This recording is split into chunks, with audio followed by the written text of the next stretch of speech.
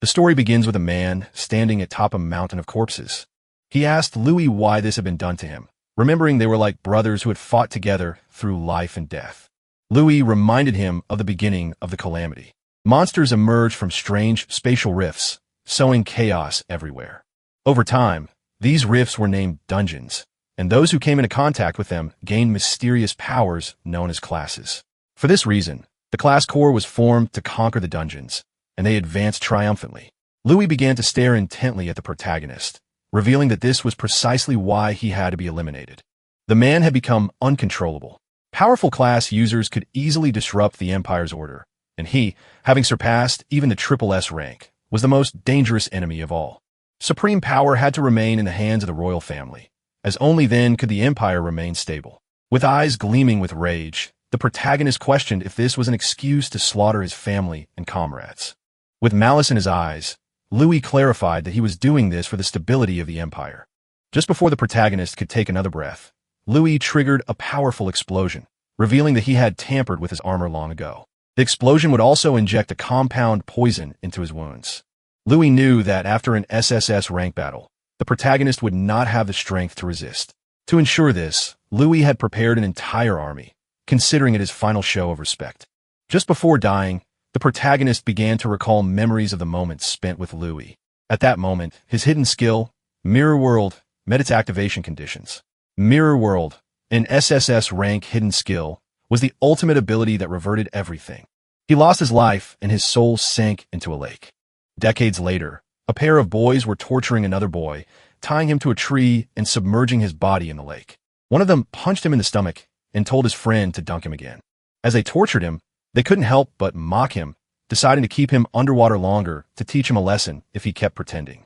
His expression seemed hilarious to them, and they planned to pull him out, only to beat him a few more times. The boy could no longer hold his breath. He didn't know why he always had to be the one suffering. At that moment, the protagonist's soul began to awaken. A boy with glasses approached the bullies and told them to stop as the other boy was going to die.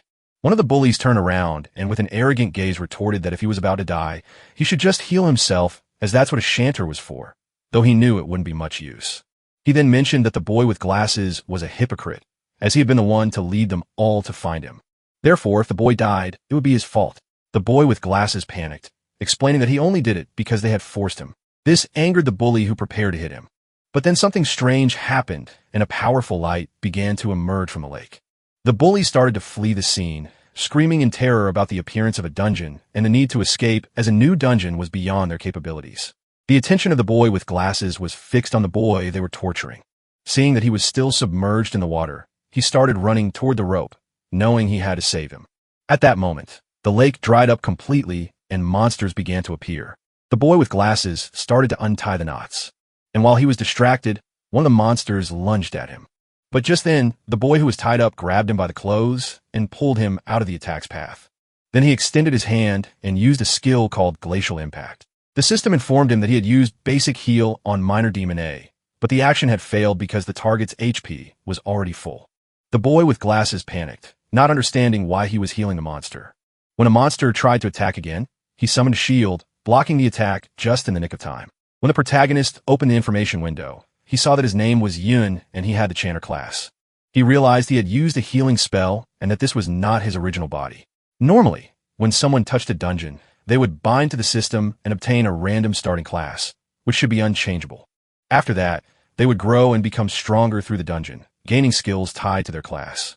However, he had been a warrior who had reached the pinnacle. Back then, he had used a skill called Mirror World. After that, he was trapped in the Mirror World until he heard the dying cry of that boy. He finally realized that he had been revived in that boy's body. This was not exactly a happy thought, but he still thanked the boy for giving him a chance at revenge. The boy with glasses informed Yun that the monsters were surrounding them, and asked for immediate help as he could only handle 3 at most. The protagonist knew his body was too weak.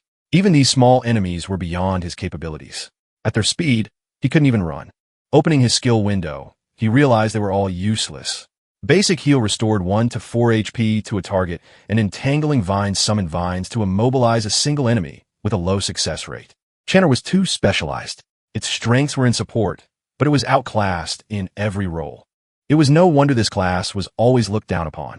For now, with his old combat instincts, he could resist briefly, Yuna dodged the monster's attack, knowing he needed a quick way out, as he would die if his stamina ran out. Now, the hidden skill Mirror World was his only hope. The protagonist dodged an attack without knowing how the skill worked and then touched the monster, but the skill failed as the conditions were not met. He didn't know if his level was too low or if it needed a real mirror. When he used the skill on the monster again, it failed once more due to his level being insufficient. Noticing this, he concluded that Mirror World needed a reflective surface to activate.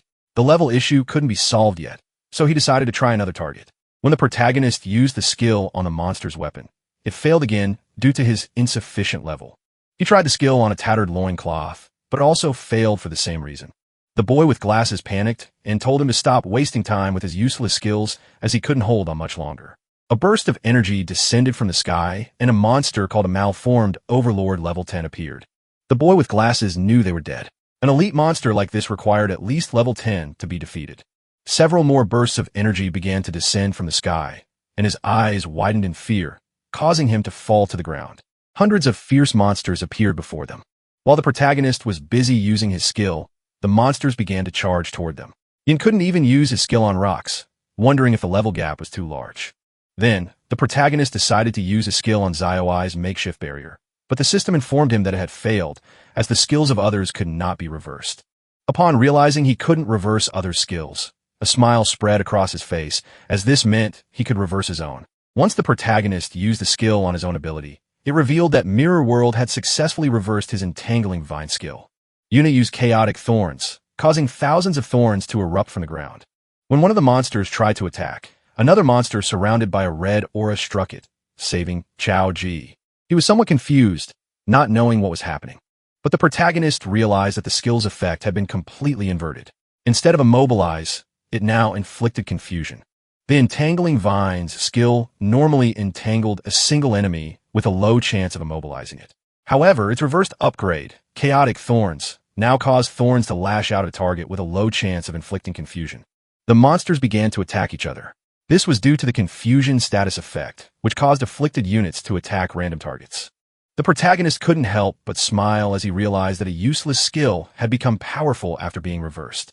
This made him contemplate what would happen if he reversed the rest of his skills. Mirror World truly lived up to its reputation as an SSS rank hidden skill. It not only reversed the effects of skills, but also applied an overall enhancement. If he had used the non-reverted version of this skill, the success rate would be low. The duration of the restraint would only last a second at most, not reaching its current potency. Our boy grabbed a sword that was stuck in the ground and couldn't help but wonder what would happen if he reversed his remaining skills. His attention was drawn to the skill Empowered Strike. It cost 20 mana points, had a duration of 30 seconds, and granted a 5% attack boost to one unit with the effect ending when the unit consumed mana points. When Yin reverted this skill, it transformed into Trick Blade. It cost 40 mana points, lasted 60 seconds, and granted a 10% attack boost for each consumption of mana points. He activated Trick Blade, and his sword began to emanate a powerful aura. He realized that each skill used granted a 10% boost in attack power. Trick Blade was active with 60 seconds remaining on its duration. Just by activating this, any skill usage would trigger attack power increases. The potential was incredible. Yuna leveled up, now reaching level 6. He noticed that many monsters had died from their own infighting and realized that these monsters gave a decent amount of experience upon death. When one of the monsters tried a surprise attack, our boy reacted in time and blocked the attack. Yun's attention was drawn to his own HP bar, which had 480 HP and 120 mana points. He realized that leveling up fully restored his mana points. While the monsters remained chaotic, he decided to test this Trick Blade. Yun activated Chaotic Thorns, consuming mana points. This triggered the effect of Trick Blade, causing a rapid decrease in his mana points, while his attack repeatedly increased by a 10% boost with each consumption. He now had 12 mana points, but his Trick Blade had resulted in a 120% attack increase with 44 seconds remaining on its duration. His eyes began to gleam, and his attention fixed on one of the monsters charging towards him. He realized that this skill broke all conventions by allowing him to reach 2.2 times his attack power so easily. When a monster attacked, our boy deflected the blow, moved behind it, and dealt a deep gash on its back, and then its stomach. Zioi was in shock. He couldn't believe this was Yin observing his movements. He wondered how a level 5 chanter could have such capability. And since when did chanters possess such skills? Our boy continued to fight the monsters, killing them one by one. With his level 6 stats, 120 mana points, and 1 mana point regeneration per second, he realized he could theoretically reach 2.3 times his attack power. In an instant, he defeated a level 11 monster and couldn't help but smile. He realized his current strength could barely handle these level 11 elites. At that moment, a hand emerged from the ground. Yun's attention was fixed on it as a level 21 monster called Battle Fiend Chimera emerged from the ground and began to roar. It turned and massacred the smaller monsters in a single move. Chaoji's eyes filled with fear, while on the other hand, our boy felt somewhat surprised to see a hidden level 21 boss in this dungeon. The boss began to charge toward our boy when he tried to use Chaotic Thorns. The skill failed as the monster was immune to chaos. Just before the monster could attack, Chaoji stepped in front and summoned his shield. Yuna felt somewhat surprised, and not long after, he began to see someone familiar. A blonde-haired boy called him an idiot, telling him he had asked him not to charge forward. Our boy's eyes widened. The boss attacked with force, shattering the shield Zioi had summoned and sending his body crashing hard against the ground. Yuna rushed towards him. He extended his hand and began to use his skills. He activated Basic Heal on Xiao, which restored 1 HP. This consumed mana points, leaving him with 54 points. Trick Blade activated, granting him a 10% damage boost. Immediately after Basic Heal activated again on Xiao Ji, this time with a critical hit that restored 5 HP. Our boy's mana points reached 1. He considered that a chanter's healing skills were truly pathetic and asked Zioi if he had any health potions. He said he had an emergency one, and our boy told him to drink it. His Trick Blade now had 85 seconds of duration left. The boss started killing the other monsters. Yin knew he was not yet a match for this boss, but the mobs were almost all dead. He had a plan in mind.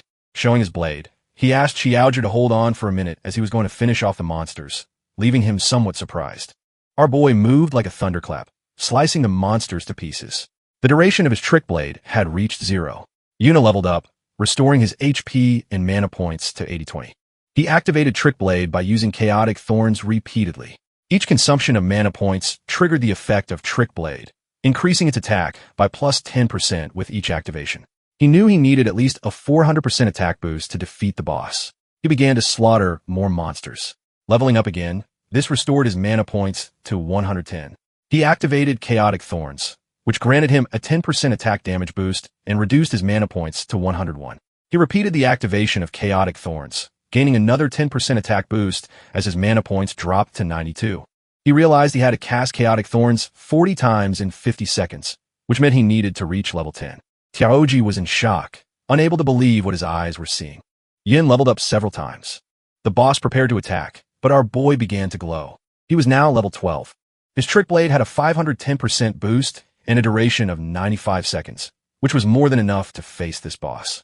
Yuna moved like lightning, cutting off its arm, then appeared behind it and launched a chain of slashes, causing the monster terrible pain. Just before it had time to react, our boy sliced its body to pieces. In the blink of an eye, he had defeated a level 21 boss that had over 10,000 HP. After killing this boss, our boy gained 3 levels, now being level 15. Chaoji was in shock and didn't know if he was dreaming, wondering if a level 5 chanter had just solo cleared an entirely new dungeon. Now that the dungeon lord had been defeated, the dungeon was cleared. He approached and asked Yun if it was really him. The monsters dropped items, and the system prompted our boy to collect them. He wanted to know how our boy had suddenly become so strong.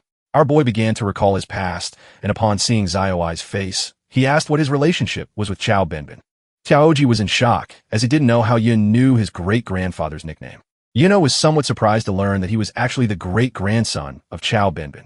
He began to remember Chao Benbin, and his eyes filled with sadness as all the people he knew had been killed by Louis. Just before he could ask more about Chao Benbin, Zioi averted his gaze and mentioned that it wasn't necessary to talk about him at that moment. If Yuni didn't want to answer his question, he didn't have to say anything. There was no need to humiliate him like that. Yuno was a bit confused as he didn't know what was happening. Xiao mentioned that although he didn't know why, Yun had been hiding his true strength all this time. He advised that they should return to school since the next day the school would organize a visit to the Modern History Memorial Hall and skipping classes would get them noticed. Yuna couldn't help but clench his fist tightly and feel furious. He decided to listen to him, but deep down he knew he couldn't reveal his identity yet. If Chaoji investigated too much, he could become suspicious. Yuna thought about the Modern History Memorial Hall. It should have records of what happened after he died. The next day, they boarded the subway on their way to school. The students were very excited. Times had changed a lot. After being dead for so many years, the world had mutated enormously. He couldn't believe they now used products from the dungeons to power carriages. Many things had appeared that he had never seen before. However, he had seen some of them in dungeons in the past. He opened his system inventory. He wondered if only items dropped by monsters could be taken out of a dungeon. He equipped the Chimera Bone Ring. It was a level 14 ring formed from the rib of the dungeon lord of flesh and bone, the battlefield Chimera. It allowed the wearer to attach a chimera limb to their body. He took the robust physique skill book from his inventory. It was of excellent quality, a passive skill type, and its learnable class was universal. He noticed that equipment like this in skill books could be taken out through the inventory. They could also be bought and sold outside of dungeons. He had the resilient physique skill active.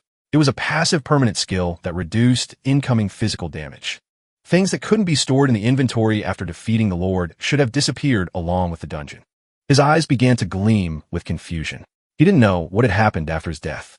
Not long after, he arrived at the Modern History Memorial Hall, and the first thing he saw was the statue of Louis, the supreme ruler of the kingdom, the emperor who had ended the dungeon disasters.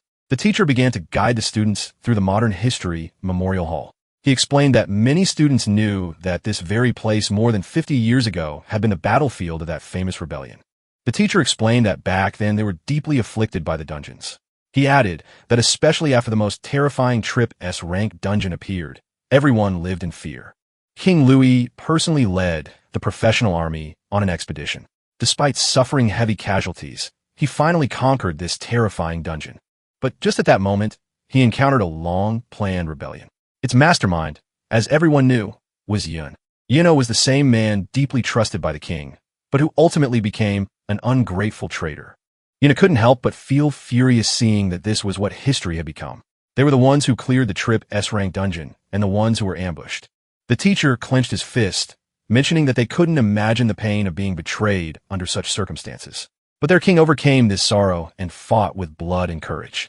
Finally, with the help of the hero Dingun, he successfully suppressed the rebellion. Yun's eyes filled with curiosity upon hearing the name Ding Kun. He wondered if such a person existed. The bullies who had been torturing Yun in the lake appeared and felt somewhat confused and noticed that they were still alive. They wondered how this was possible since he and Xiao Ji had been dragged into the newly formed dungeon. One of the bullies mentioned that the dungeon had been cleared. He thought that for a new dungeon to be cleared so quickly, a master must have been nearby. According to him, they were incredibly lucky to have found that master. Our boy's attention fixed on them. Realizing that they were the bastards who had been torturing the owner of his body, everyone began to approach Ding Shu to find out what he was talking about. Reacting with total disbelief, they wondered if he had really encountered a new dungeon, and more shockingly, if he had survived a disaster within it. Ding Shu put his arm around Xiao and LT, Unk and GT's shoulder and mentioned that he was quite lucky to have made out alive. He began to whisper, revealing that they had almost dragged them into that dungeon that day and demanded to know how they planned to settle this debt. Chao panicked, making it clear that it was Ding Shu and LT, Unk and GT's fault. He threatened to report him, accusing him of almost causing his and Yun's deaths. Ding Shu grabbed Chao by the head, questioning what was going through his mind and realizing that he didn't seem to have any idea of the situation at all. Ding Shu is scared Chao Ji to look at the statue in front of them and observe his ancestor being trampled upon by the hero. He revealed that he was the traitor Zin and Xiao Ji was his descendant. Finally, he asked if he really thought anyone would take his side. Ding Shu began to shout, saying that Xiao could insult him, but he could not insult his ancestor, leaving poor Xiaoai in shock. Everyone started to gather around, knowing that Ding Shu and LT, Unk and GT's grandfather was the hero Dingun. Upon hearing this, our boy's eyes began to gleam with rage. The students realized that the person next to them was Xiao Ji, the descendant of Xia. To them, the descendant of a traitor insulting a hero was a sign of a world turned upside down. They recalled that his ancestor, Xian, had slaughtered many people, and if the hero hadn't intervened, who knows how many more would have died. Ding Shu began to feign, making it clear that he didn't care what he said about him behind his back. But he couldn't allow him to insult his ancestor to his face. The teacher approached Xiao, placed a hand on his shoulder, and asked him to apologize. He told him that as his teacher, he had always been fair and reminded him that the hero had forgiven his family in the past. He concluded that even if he didn't feel gratitude for this, he had no right to defame him. After saying this, the teacher left. Ding Shu placed a hand on his head and revealed that if he gave him a beating in public, people would only cheer him on. No one was going to help a vicious dog that was being beaten. And besides, Chao Ji was a particularly despised dog. He grabbed Kaijaja by the hair and asked if he really believed that he, the descendant of a hero, could be wrong. He prepared to hit Zaire, but at that moment, someone kicked him in the face, sending him to the ground. Zioi's eyes widened in surprise. It was Yun, his eyes glowing with rage. He questioned if the hero's family didn't have time to discipline their brats. The students started recording, wondering if it was really Yun. They commented that he seemed like a completely different person and couldn't believe he had dared to strike Ding Shu. According to them, he was crazy, and some remembered he was only level 5, the weakest in his class, so they wondered what had happened to him to make him dare to hit Ding Shu. He had no parents and had always been too gloomy to have friends, so they thought he had lost his mind. Ding Shu wiped his cheek, making it clear that Yin was just a punching bag who should be grateful that Ding Shu wasn't coming after him. He couldn't believe he had still dared to attack him while he wasn't paying attention. He and his friends started charging towards our boy. Yin moved like thunder, dodging their attacks and striking them before they could react. Ding Shu fell to his knees on the ground and started spitting blood. The students began to murmur among themselves. Ding Shu was in shock as he couldn't believe how fast Yun was. The students were somewhat confused as they didn't know what had happened. They questioned how he had been taken down again so easily and if Ding Shu was in fact a weakling. Ding Shu exploded with rage, unable to believe how a trash tier level 5 support could suddenly be stronger than him. Immediately, he used the skill Hell, which increased his attack power by 25%. He equipped the Fire-Forged Hammer, which granted him 314 points of attack power. He thought Yin had just gotten lucky, and without wasting another second, he lunged at him. Our boy moved quickly and, taking advantage of the opening, punched him in the jaw. He was using the skill Blade of Trickery, which increased his attack power by 80%. Ding Shu was in shock. Our boy kicked him, sending him crashing hard to the ground. The guard arrived, and seeing Yin stepping on Ding Shu asked if there was a healer. The students were in shock seeing how fast Yin was. They remembered he was only level 5. Even the blonde girl and her friend were in shock. The guard made it clear that fighting was forbidden inside the hall due to the risk of damaging something, and then asked the teacher why he couldn't control his students. The teacher started walking towards Yin. He had not only insulted a hero, but had now also dared to assault his descendant. According to him, Yin was shameless. The teacher unsheathed his sword in Yuna and LT, Unk and GT, as attention fixed on him. Our boy used the ring, and when the teacher tried to attack, his sword shattered into pieces, leaving everyone in shock. Yuno mentioned that they should set aside the discussion of who was shameless for a moment. He pointed out to the teacher that although he claimed to be fair, he seemed to have only listened to Ding Shu and LT, Unk and GT's side of the story, and he questioned him directly, asking if he was trying to curry favor with his family. The teacher told him to stop talking nonsense, and then his gaze fixed on our boy's ring. He wondered what kind of equipment it was since although he hadn't used his full strength, it had managed to block his attack. As a powerful aura emanated from his body, Yin clarified that it was just a casual comment and added that he didn't believe the teacher was that type of person. The students were in shock as they couldn't believe Yin had even been able to block the teacher's attack. The teacher promised that he would thoroughly investigate the cause of this conflict. Internally, he wondered where Yin had obtained that kind of equipment and if he too had some kind of backing. The ring Yin wore was the Chimera Bone ring, whose durability was already damaged by 37%. Despite being of epic quality, it was still just equipment obtained from a level 21 lord, so using it against a level 35 teacher was pushing it too far. Yuna asked to be expelled from the hall as punishment along with Xiaoji. Xiaoji stood up and began to follow our boy with a confused gaze. The students couldn't believe that Yin had been able to block the teacher's attack and wondered if this was something a student could do. The teacher asked his students to use a healing spell on Ding Shu. In the meantime, our boy and Chao left the hall. He was sad as he couldn't believe that in the end, no one had survived and Binbin had been killed long ago by that so-called hero.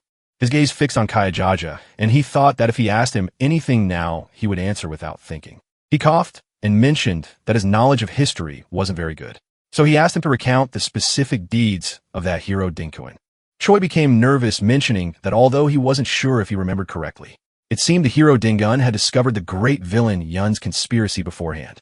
He recounted that he had prepared an ambush near the Trip S rank dungeon to provide support, and that was how the entire rebellion crisis was resolved. Yuni felt somewhat surprised. He began to remember his past life and how they had been ambushed. Chao explained that the hero Dinkuin aspired to solve the dungeon crisis since he was young and always trained hard for it. After being promoted by the king, he fought across the country for years, saving various places from crises like the very famous Great Cataclysm of Winterfell City. Yuna began to gaze at the ground and pondered the image of his past self standing on a mountain of corpses came to his mind. With a sad expression, Yin asked about the sword held by the hero's statue. Tiaoji explained that it was the flowing cloud sword and added that as the story went, it was the sword the hero had used to execute the traitor Yun. It was a top-tier piece of equipment. Yuna's eyes began to glow with rage as they had not only stolen his glory and achievements, but had even taken his sword. Then he decided that he would kill Ding Kuan first. Outside the Ding family compound, several high-level warriors were patrolling. Suddenly, the eyes of one of them began to glow as his attention was drawn to something. Not far away, he saw Yun and Xiao slip into an alley. He decided not to pay much attention, thinking they were just passing through the area. Noticing how alert the man was, Yin wondered if he was a wanderer with scout skill. Xiao Ji suggested to Yuna that they should just leave. He argued that there were too many guards and that even if they managed to sneak in, the moment Ding Shu returned, they would be done for. Although he wanted to go and directly kill that hero, Ding Kuan, he knew it wasn't possible. According to Xiaoi, Ding Kuan spent all his time in a high-level dungeon. Unlike in his past life, one could not freely enter and exit dungeons. Now, the high-level ones were all guarded by the military, and a special pass was needed to enter. However, he was sure that Dingin's family must have such a pass in their home. Our boy asked if it was necessary for their family to keep so many guards, considering they were just one of dozens of branches descended from Dingun. Chaoji revealed that, after all, they were descendants of a hero, and that they also had a dungeon within their property. Our boy's eyes widened in surprise to learn that they had a dungeon at home. Xiao Jai mentioned that low-level dungeons had long been bought and sold privately, but this was not something that people without power and influence could even dream of. Ding Shu had guards with him all the time, so he could farm monsters and level up whenever he wanted. In contrast, ordinary students like them could only do so during the school's dungeon practicals, where they even had to fight over the monsters. Yuna realized that this era had changed a lot and questioned if this didn't mean that the richer and more powerful one was, the higher their level would be. Xiaoi nodded, revealing that an ordinary person usually graduates from school between level 15 and 20. And since many no longer have access to dungeons after that, they remain stuck at that level. If one got a job related to dungeons, like a miner or a ranger in National Dungeon, they might reach a level close to 30 by middle age. In contrast, guards like those at Ding Shu's house could take advantage of their family's dungeon, allowing them to be around level 30. To reach a higher level, one generally had to be recruited by the army or enter an official organization, such as a guild or a military academy through school assessments. Only then could one access higher-level dungeons and reach higher levels. Our boy knew that if he wanted to become stronger, that pass was essential. Chao suggested they just leave, arguing that the level gap was too large and that no matter how skilled he was, he would be no match for those guards. Yuno was aware that his current strength was far from enough to kill that hero, let alone the supreme King Luo Wei, who was under layers of protection. However, he knew that the scouting skills one could learn around level 30 were generally small area skills like Eagle Eye, Enhanced Hearing, or Krat Spirit Summoning. These were not enough to cover the entire mansion compound 24 hours a day. Besides, this wasn't a life or death dungeon, and most of the guards were very complacent. He concluded that it was more than enough for him to get in. Shirao panicked. Yuna, however, took a leap and got onto the wall, thinking that compared to the almost flawless scouting in the Heil dungeons of his past life, this was much more relaxed. Chaoji made it clear that even if they managed to get inside a private dungeon like this, they could be killed without any consequences. Our boy grabbed Chao by the shirt and asked if he didn't want to change his life. Chao Jai admitted that he did, but he had planned to do it after joining a guild. Yin then asked if he really believed that a guild could change things for him. Kaya Jaja, the great-grandson of the traitor Zen. Chao and LT, Unk and GT's eyes filled with sadness. Our boy pulled him up onto the wall and made it clear that a person's destiny can only be changed in the present, not by betting on a what-if that even he himself wasn't sure of. Yuna was not going to pass up the dungeon right in front of him. He decided to let him decide for himself if he wanted to follow. Xiaoju began to sweat, and our boy pondered, wondering if the descendant would make the same choice as his ancestor. Tiaoji stood up, as he simply couldn't let him go to his death. Yin told him not to make a sound, explaining that there were no traces of a summoning-type scouting skill in this area. Therefore, as long as they kept their voices down, avoided their line of sight, and seized the right moment, they could easily get in. Yuna grabbed Xiao Ji, and following his plan, they managed to enter the Ding family compound. Tiaoji's attention was fixed on a dungeon that unfolded underground. They entered the dungeon and saw two monsters, one level 6 and the other level 8. Our boy noted that the level was slightly higher than in the previous dungeon, but the number of monsters was not as high, probably because Ding Shu and LT, Unk and GT's family killed them regularly. Our boy mentioned that there were only 2 small mobs and asked him to go and give it a try. Xiaoji couldn't help but feel scared and refused, stating that there was no way he could beat them. Our boy forced him to fight. The monsters attacked, and he summoned his shield to defend himself. Still unable to believe that Yin trusted him to win, Kayajaja grew nervous and thought he shouldn't have come. Now he wanted to go home. Yin suggested he try fighting back, but Tiaoji asked how he was supposed to find an opportunity to fight back. Yuna assured him that he was watching and nothing bad would happen. Xiao decided to trust him, and using his shield, he attacked, but then the other monster tried to attack from behind, but he reacted in time and dodged the attack. It was just as Yin had thought. Tiaoji's talent was actually quite good. The problem was that he was always timid and panicked easily, so he only dared to defend. However, his subconscious judgment of spatial positioning was extremely accurate. Because of this, it always seemed like he was in a dangerous situation, but he didn't lose much health. Kaiger attacked the monster, but his shield shattered into pieces. Yin moved like thunder, killing the monsters. Xiaoju was somewhat surprised as he had leveled up. He was now level 7. Our boy explained that experience was distributed according to contribution, and that if he didn't unbalance the monsters, he wouldn't get much XP was the one who killed them. Yino wielded the crescentful bone blade, a blade formed from the condensed resentment in a leg bone, which increased his attack power by 62 and his spiritual attack by 11. Yuna noticed that Zioi's movements were very agile and asked him how he distributed his attribute points. Tiaoji revealed that except for spirit, he generally added them evenly. Our boy recalled that shield bearers didn't usually add points to agility. Chowger explained that if he didn't, he found it difficult to find a party at school. He clarified that no one wanted to wait for a slow shield bearer, as by the time he arrived, the others would have already taken all the monsters. Yuna let out a sigh and explained that he needed to have a long-term perspective. He clarified that advanced class promotions after level 60 had attribute requirements. He gave the example of the Bastion Fortress class, which required 60 stamina and 90 defense points, concluding that he couldn't just add points randomly. Chao mentioned that the highest an ordinary person would ever reach in their life was level 40 some, and wondered how he could even think about level 60, as that was Shrank. Our boy placed a hand on his shoulder, and with a smile told him that from that moment on, he could start thinking about Shrank or things far beyond Shrank. That said, he also needed to start planning his own class advancement. He reflected that his support class had only been revived thanks to the hidden skill Mirror World, and that if nothing unexpected happened, he would probably change to another class. He was in shock as he realized something stunning. His Mirror World skill could be leveled up. In the Ding family's private dungeon, Yin fought monsters with surprising speed. His Trick Blade skill boosted his attacks, but it ended just as he hit a level 17 zombie greed demon. The monster, still alive, showed Trick Blade's power, but also its limits in long fights. Yun's mana and stamina were low. The monster died, confirming his body couldn't handle extended battles. The fight yielded huge rewards. Yin gained 2 levels, reaching level 17, and his health, mana, and attribute points increased rapidly. He also got 2 shadow creature souls from elite zombies, which gave his SSS rank Mirror World skill 2,000 experience points, confirming he could level it up. After the battle, Yin collected items, pleased with the levels and Mirror World experience. Suddenly, sensing danger, he moved higher and saw Ding Family Guard patrolling more often. Below, Chao Ji, level 8, with new gear, nervously suggested they stop. He noted fewer monsters and high guard alert, making it too risky, wondering if they were found. Yuna agreed. Fighting now would be too hard, requiring constant guard watching and careful Trick Blade use. With his current power and increased security, the risk was too high.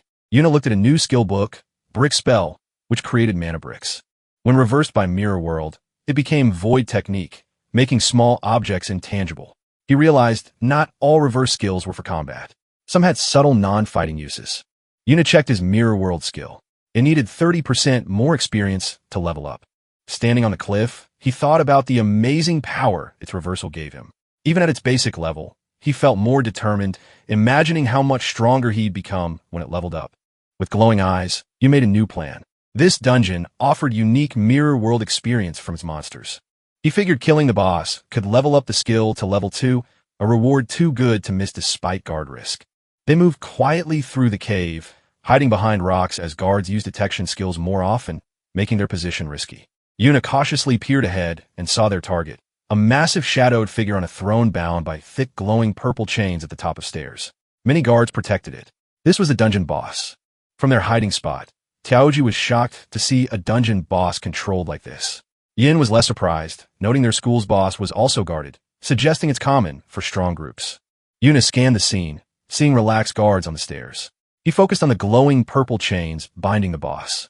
Realizing they were powerful restraints, he quietly analyzed the situation. With so many guards, a direct attack on the boss would be suicidal and unwinnable, drawing everyone's attention. Yuna knew he couldn't kill the boss with all the guards, but he saw an opportunity. A guard wandered off alone. He decided to take them out one by one. Covering his face, he used Trick Blade, 150% attack boost, and ambushed the guard. The ambush worked perfectly. The guard was instantly crippled and fell as Chowoi watched. Yin stood over him with a dark presence, telling him to talk to get information. Terrified, the guard begged for his life, offering any information, admitting the Ding family didn't pay him enough to die for them. Yin listened, seeing this as his chance to ask about his main goal, infiltrating the compound. When Yuna asked about the hero dungeon pass, the guard was shocked. He quickly said the old master had many in his study and they weren't rare.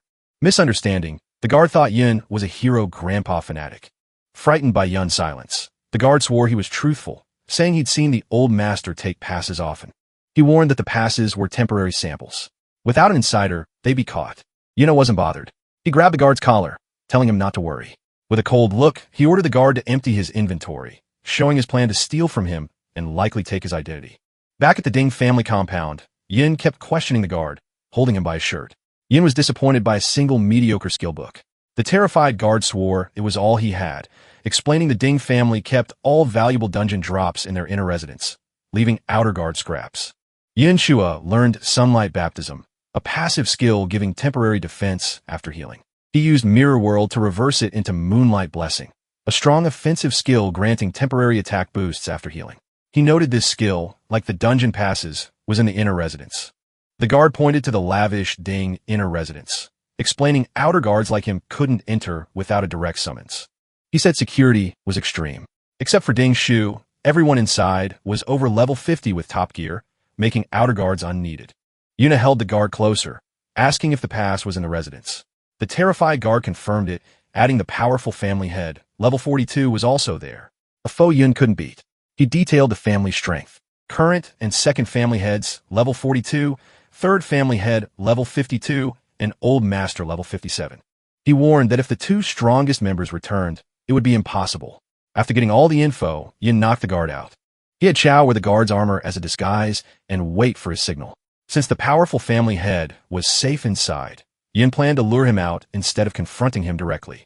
Back in the dungeon, Yin observed the boss. He understood the Ding family used Heil chains to keep the boss alive, creating a permanent private farming spot. He realized this system security, relying on easily guarded chains, could be exploited. This was a big flaw.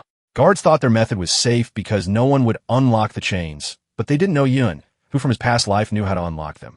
He quietly approached a guard and easily undid the lock.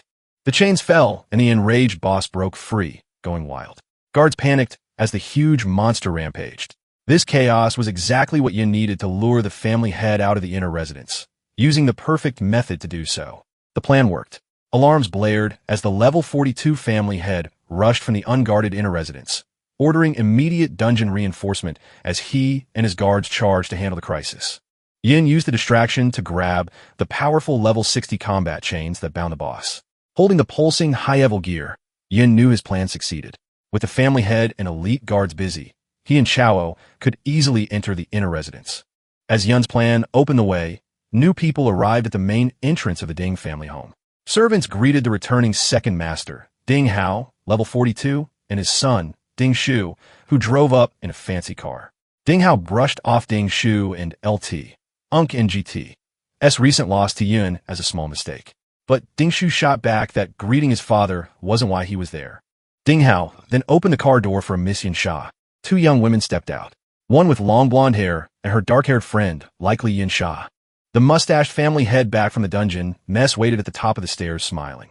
Suddenly his smile vanished, replaced by confusion, then anger. He roughly kicked a bowing servant out of his way, telling him not to block him. As the servant lay on the ground, the angry family head walked quickly towards Dinga, Ding Shu, and their two female guests, clearly upset.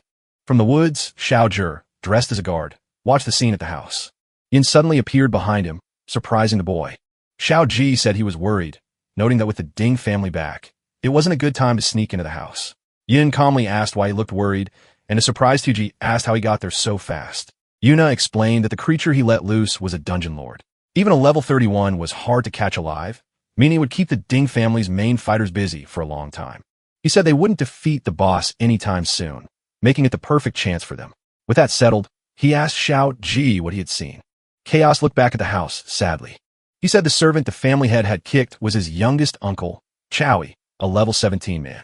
Yin listened as Chao Jur told a dark part of their shared past. He said that when the old Yin rebelled, his family had already been killed.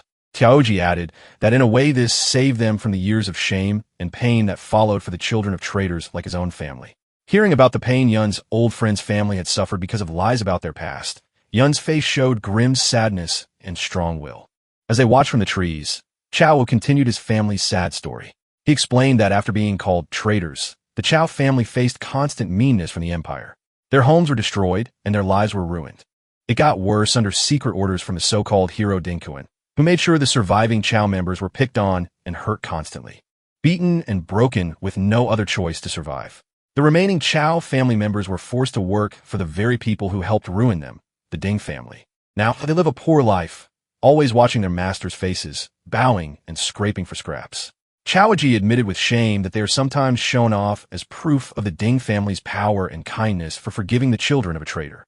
He said his father's generation tried to fight back and change their fate, speaking out against the unfairness. But their effort ended badly. The stress broke his father, who went crazy, while his uncle Zoli became completely obedient, acting like nothing more than the Ding family's dog. Heavy with this hopeless history, Xiao Ju began to doubt his own actions, wondering if it was right to follow Yun into such a dangerous place. His doubt was cut short when Yun turned to him and said firmly that he needed to go to the inner residence.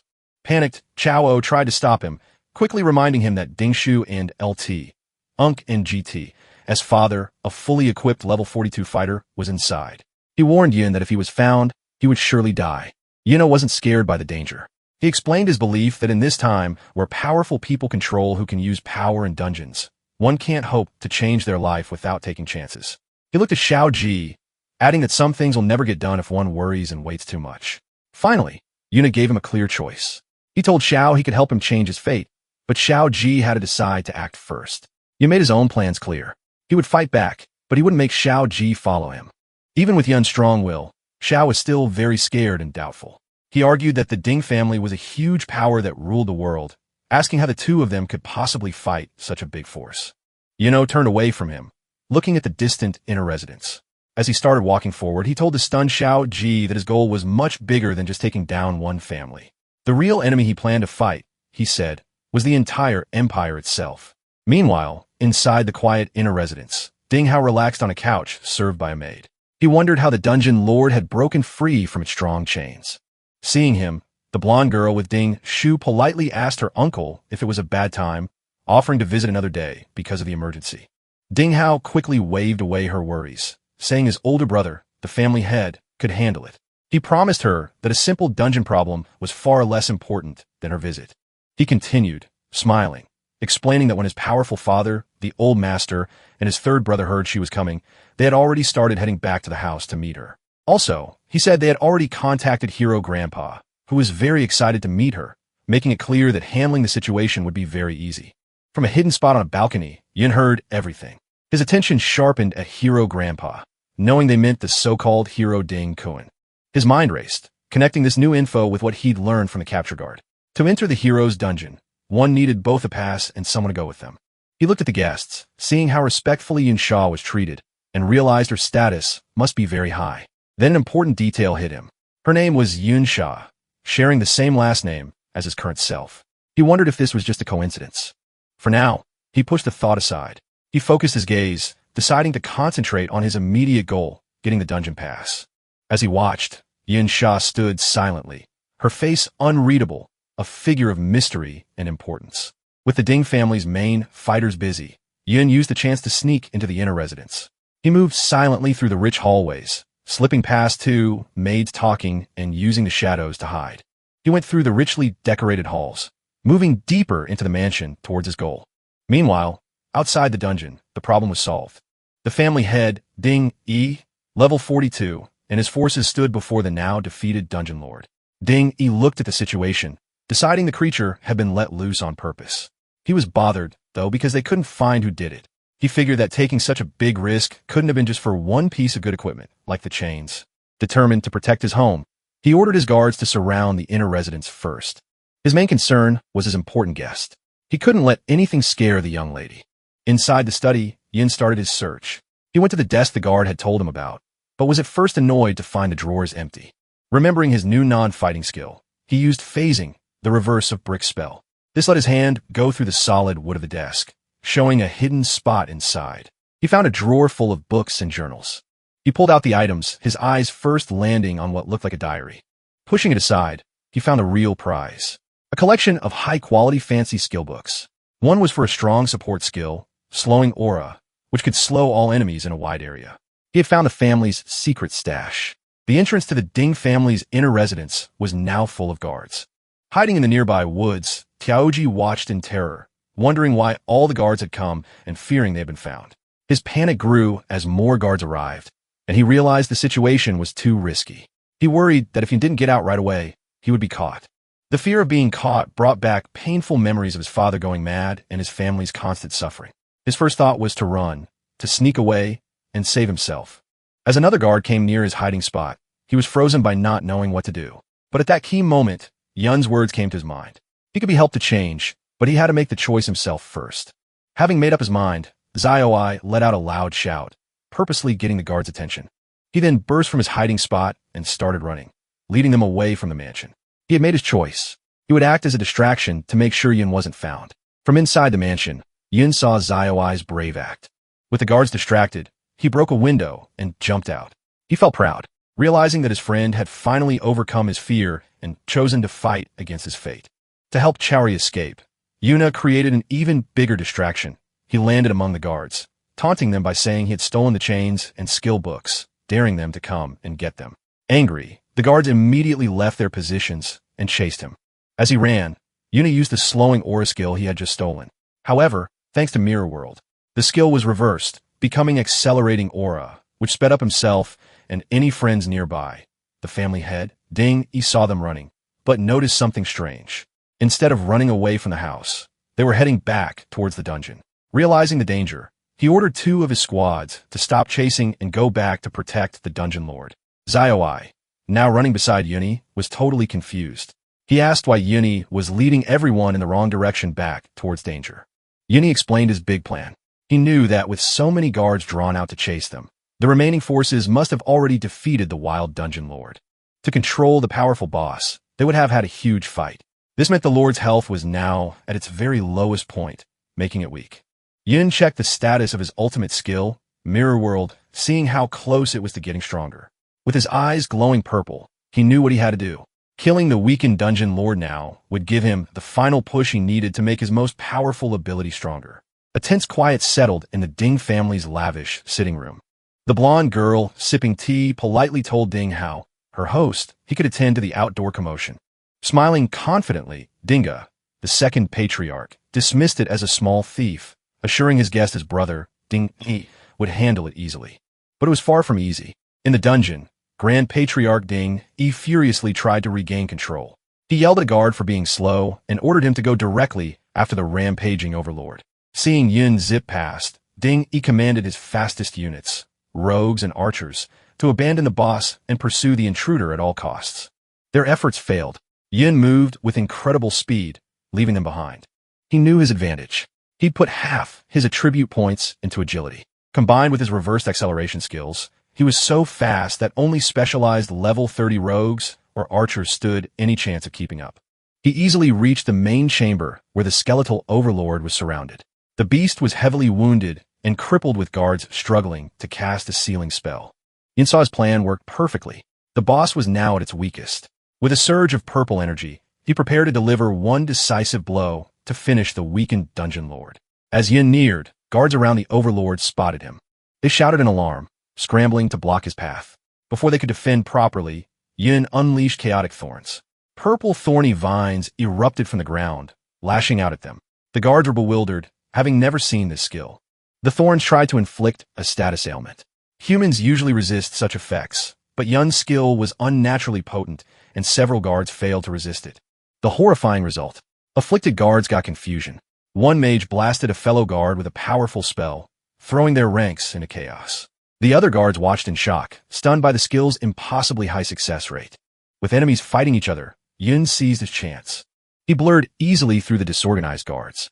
His path was clear to his prize. The low HP Overlord right for the taking. The guards' defense crumbled as Yun slipped through. They panicked, yelling why their shields and crowd control failed, accidentally hitting allies. Yun noted their poor coordination, recognizing them as a Miley crew with no real team battle experience. He mused that long peace had made them soft, leading to their downfall. A guard captain tried to rally his men, insisting that if they could pin down the intruder, he'd be dead. Just then, First Patriarch Ding Yi arrived, commanding his men to hold Yun. The level 42 warrior in fiery gear declared he'd deal with the intruder personally. With his blazing weapon, he leaped, preparing a devastating attack on Yun. Yun watched the Patriarch's approach, readying himself. With a dismissive sound, he decided to face the attack heat-in. He pulled out the level 60 combat chains he'd stolen. Though too low-level to fully equip, he knew their immense durability remained. As Dingy's fiery attack descended, Yun used the chains as a makeshift shield, successfully blocking the powerful blast's full force. Yuna cleverly turned Ding Yi's powerful attack to his advantage. Instead of just blocking the fiery blast, he used its immense impact to propel himself backwards like a cannonball, shattering the magical seal guards try to maintain around their boss. He landed perfectly before the crippled dungeon lord. With a final taunt, he cheekily thanked the enraged Patriarch for the ride. Before guards reacted, Yun declared he'd steal the Overlord's experience. He unleashed a powerful finishing blow, striking the weakened beast and ending its life. The payoff was immediate and huge. Yun gained a staggering 3 levels instantly, jumping to level 20 and receiving 9 new attribute points. Most importantly, the Dungeon Lord's massive experience maxed out his hidden skill, Mirror World. A system notification confirmed the skill was upgraded, finally reaching the coveted level 2. Seething with rage after his kill was stolen, First Patriarch Ding Yi screamed in fury and charged Yun with his fiery axe. Following his lead, the remaining guards rushed forward, determined to capture the audacious intruder, who stood calmly before the massive Dungeon Lord corpse. But Yin Cho was unafraid. He focused on his spoils, the new power his ultimate skill gained at level 2. As Dingy's powerful attack was about to connect, it passed harmlessly through a shimmering image of Yun, who then vanished. The guard stopped, confused by his sudden disappearance. Yuna found himself in a completely new place. The world had transformed into a silent crystal blue-green version of the dungeon. He activated a new ability of his hidden skill, Mirror World. In this strange dimension, he saw ghostly clear versions of Dingy and other guards.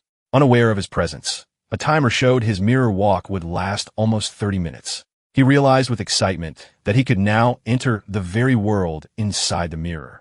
Inside the strange blue-green world, Yun started to use his new power. He saw that everything was a perfect mirror image of the real world flipped left to right. At first, he thought the ghostly shapes of the guards were just tricks as his hand went right through one. But when he touched the crystal-like ground, he found it was solid, realizing this place was more than just a trick. His exploration led to an amazing find. He picked up a solid crystal piece from the ground, and a message told him he had a mirror shard that importantly could be taken out of this world and into the real one. This was a big deal for Yin. He understood that with his mirror world skill, now at level 2, he could bring real object from this other world into his own. Wondering what else had changed with the skills upgrade, he checked his system screen. He saw a completely different list of skills showing many powerful reversed abilities like invisibility and force field cage, but most of them were marked not activated, which confused him. A message quickly explained that these skills were for base skills not yet learned. He then understood the full power of his new ability. The list showed the reversed forms of all skills he could learn. He now knew that to use any of these strong abilities, he first needed to find and learn their normal versions in reality.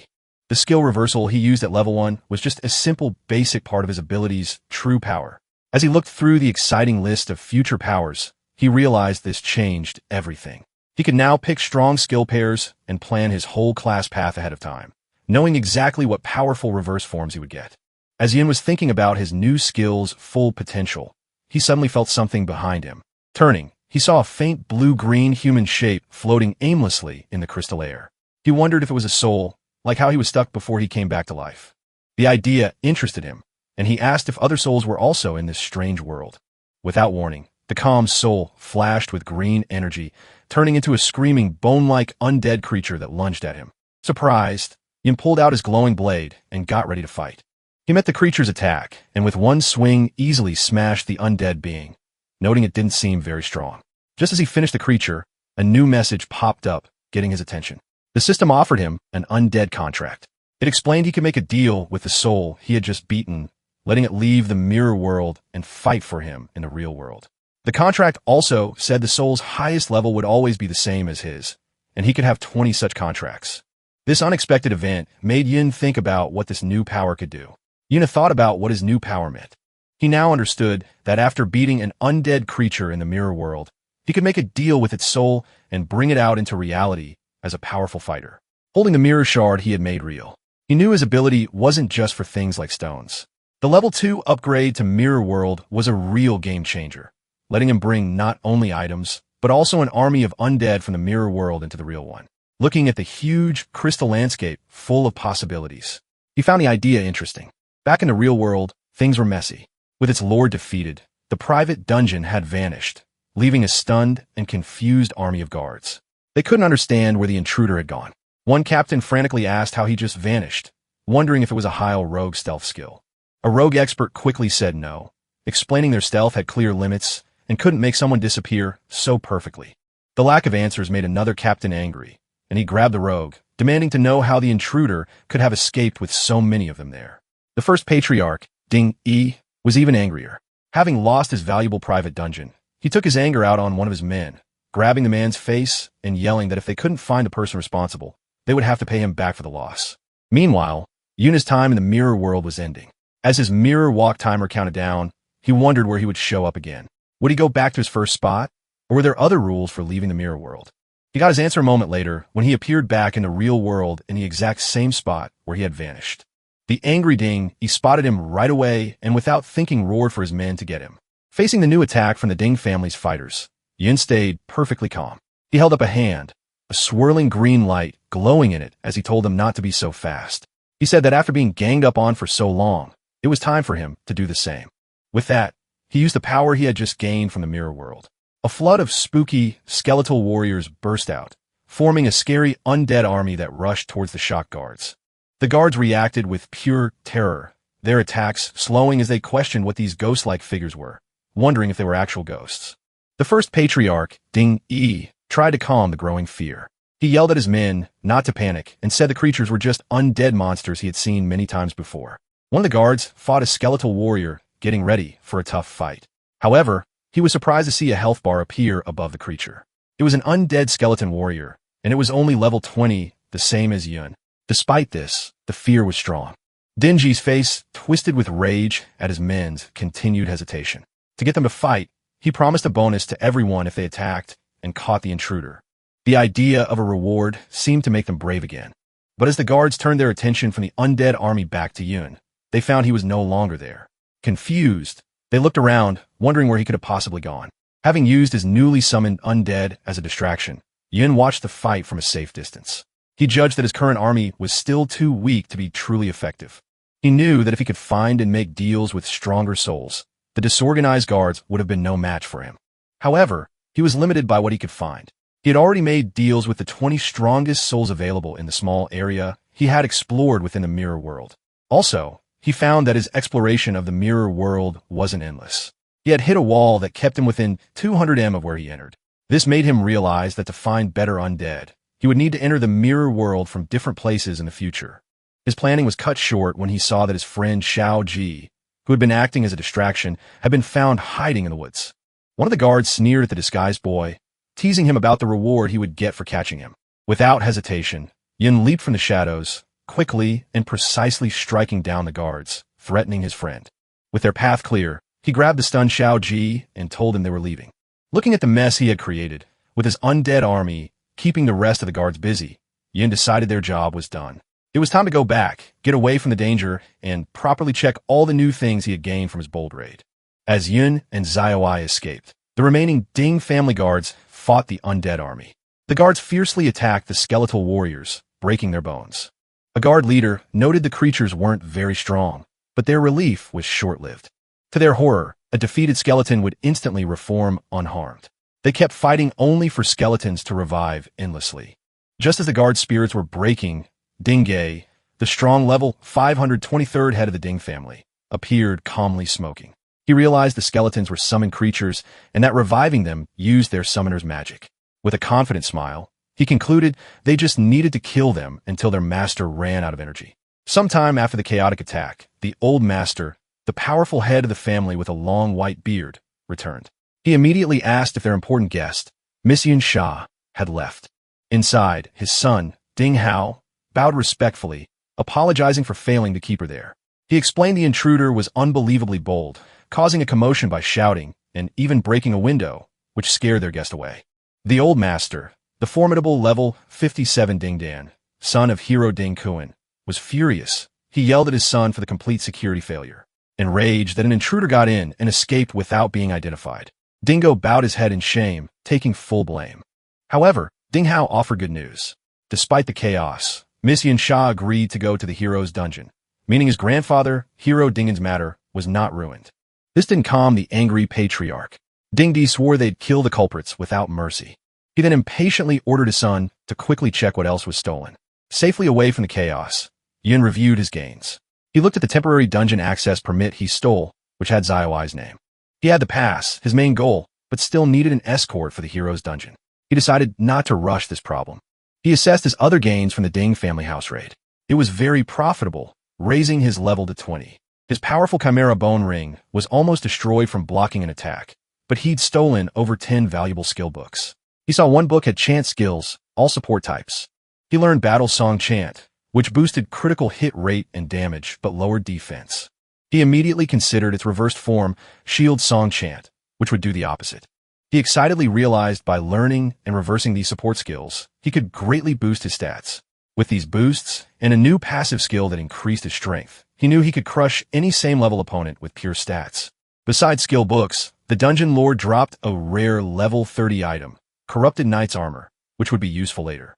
But most importantly, above all the levels, skills, and equipment, he had finally leveled up his hidden skill, Mirror World, to level 2. Thinking about his new abilities, Yuni admitted his necromantic summons greatly increased his combat power.